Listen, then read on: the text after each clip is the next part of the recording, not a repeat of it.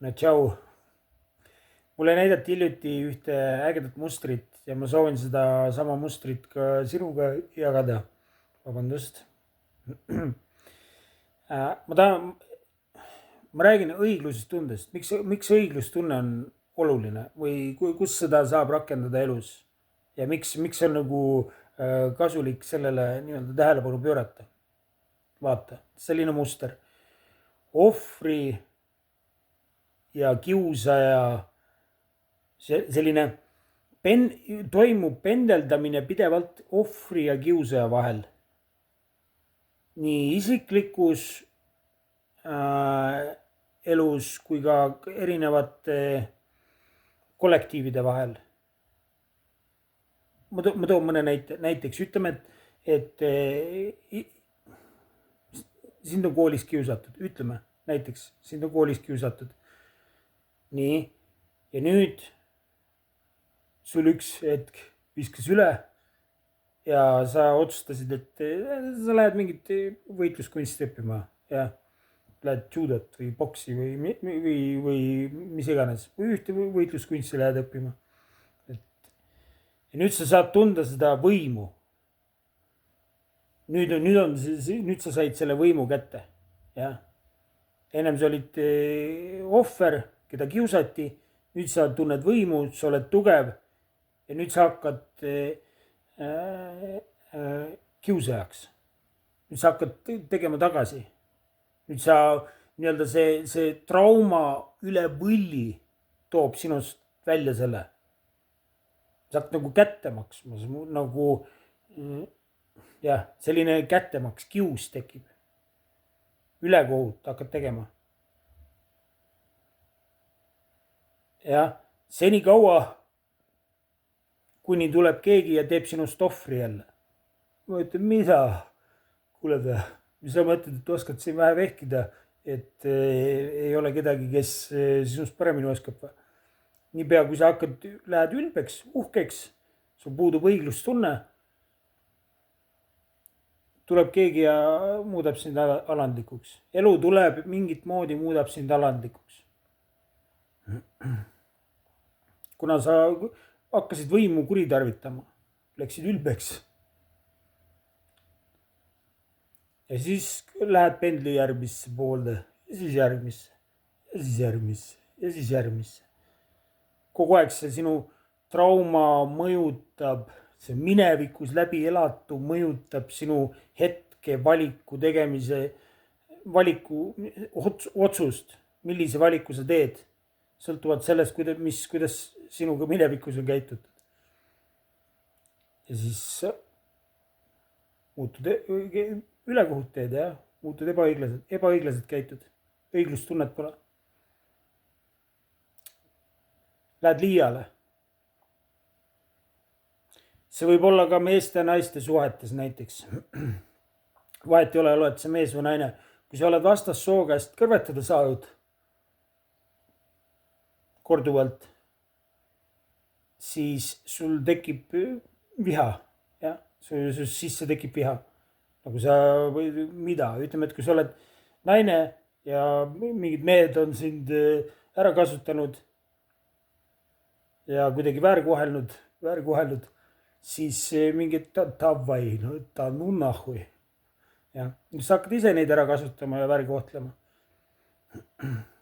Kuni elu muudab sind alandlikumaks jälle. Nii-öelda karma käib edasi-tagasi. See võib olla ka näiteks politsei, nagu inimene, kes läheb politseisse tööle. Ja? Võib-olla ta ei ole elu tunneb, et teda on nagu ebaõiglaselt koheldud.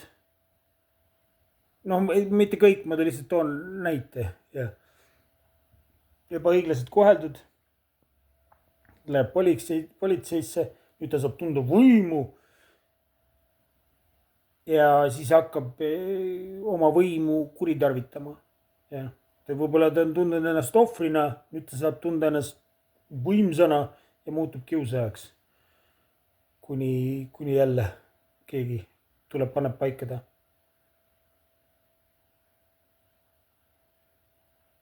või praegu on näiteks selline asi, mis sa ei pea nõustuma, aga vähemalt mulle tundub niimoodi, et minevikus läbi ajaloo tundub, et on nagu naisi nagu alla surutud või naised on vähemalt tundnud ennast nagu alla surutuna, jah, et mehed on nagu füüsiliselt tugevamad olnud ja siis on seda nagu natuke liiga ära kuritarvitanud.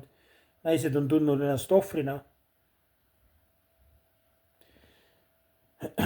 ja praeguses maailmas see feminism ja kõik need õigused, mis naistele on antud ja see süsteem on naiste poolt ja see propaganda, mis käib, mis nagu teeb nagu noh, et mehed on mõttetud ja noh, et naised ei arva väga hästi nagu meestest. ja siis ma räägin, et kohtusüsteemid, mis on nagu naiste poolt, nüüd on see tugevad ja iseseisvad naised, me ei vaja mehi ja me ei vaja, mehed on mõttetud. ja siis löömite nagu demaskuleeritakse mehi ja kollektiivses plaanis praegu nagu seda maskuliinsust meestes nii-öelda siis püütakse maha teha, kasutades selleks naisi ja naistel on nüüd nii palju õigusid, et pendel on liikunud teisele poole. nüüd on mehed ohvri rollis ja naised on kiusajad. aga see tähendab seda, et pendel hakkab nüüd teisele poole liikuma. ja nüüd on vaja õiglustunnet. siis siin on vaja õiglustunnet, et mitte lasta minevikul mõjutada siis üleliia. vaata, kui see liiale minemine on see probleemne koht juba. nagu see, kui sa lähed nagu liiale. liiga julmaks muutud. Lähed liiale. kas hakkad oma võimu ära kuritarvitama? siis on oodata peatset korrektuuri su enda käitumises.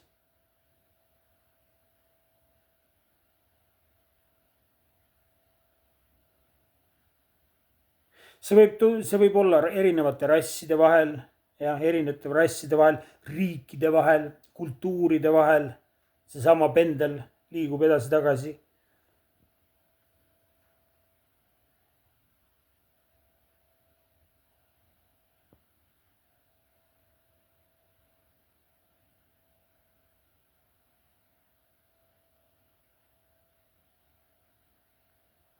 vaata, kus sinu elus, märkad sa kusagil oma elus, kus seesama asi on toimunud?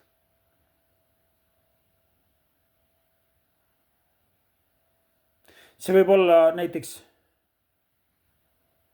ma olen osasid inimesed, keda ma olen jälginud nii-öelda, kes on nagu alguses, neid on nooruspõlves kiusatud, siis nad on läinud vanglasse, siis on neil midagi seal, nad on nagu noh, see vangla on sundinud neid nagu nii-öelda siis ennast kätte võtma.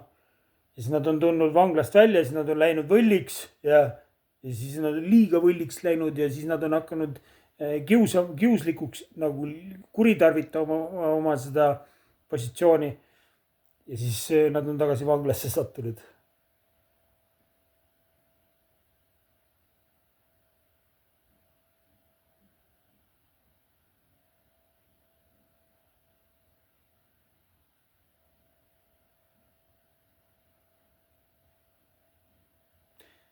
elu korrigeerib alati, vaata, see on, kui ma olen neid lakse nii palju saanud, nagu nii palju saanud ja see on lihtsalt, ja see on nagu tänu sellele on ka see õiglustunne hästi oluliseks saanud.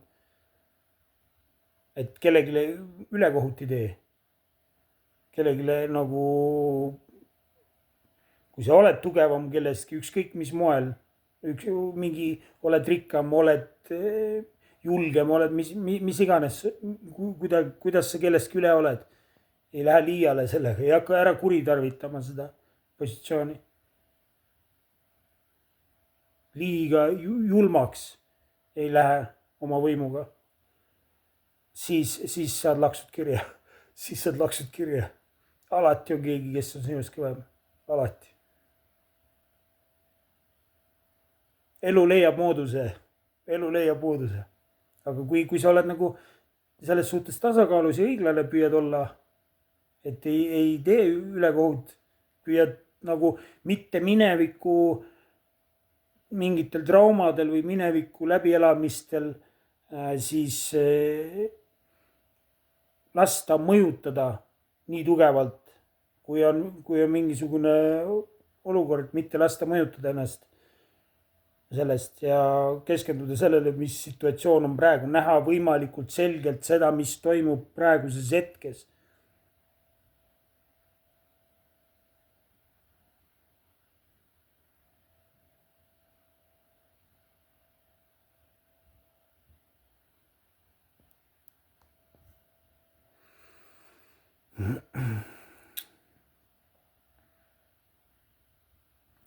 vot,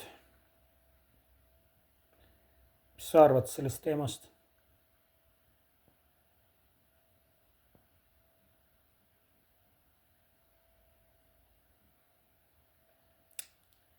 Kõik head.